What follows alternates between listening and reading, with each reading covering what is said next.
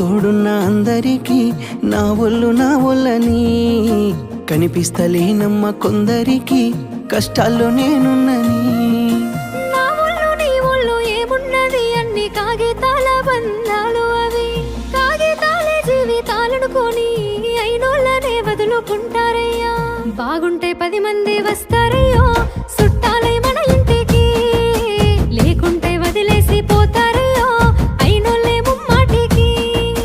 చూస్తున్న చుట్టంత కళ్ళతోని జరిగేది నాటకమే, నా ఒళ్ళు మా ఒళ్ళు అనిపించేది చేత చెల్లేటి కాగితమే.